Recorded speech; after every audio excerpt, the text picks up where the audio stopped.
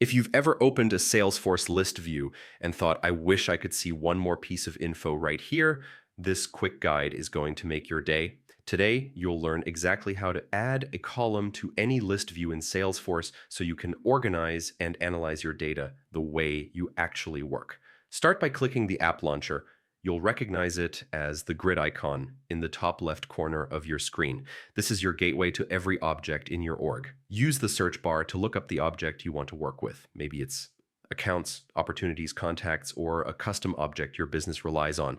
Select it from the results and you're taken straight to its main page. Once you're there, pick the list view you want to change. A list view is basically a filtered set of records. Think all accounts, my opportunities, or something your team created before. Click the specific list you want to customize so it opens up on your screen. Now look to the top right corner of the list view. You'll see a gear icon. Those are the list view controls. Click it and choose Select Fields to display from the drop-down. A new window will appear showing two sections, fields you can add on the left and fields currently displayed on the right. This is where the magic happens.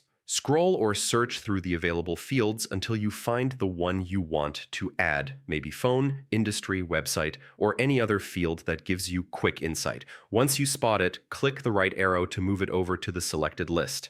Before you save, take advantage of the option to reorder your columns. Highlight a field in the selected list and use the up or down arrows to move it where you want it to appear.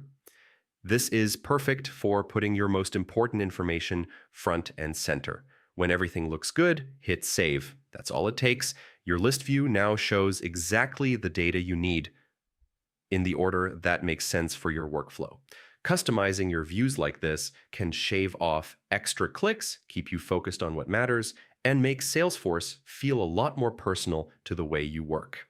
If this walkthrough helped you get more control over your data, stick around because there are plenty more Salesforce tips coming your way. Thanks for watching, and I'll see you in the next one.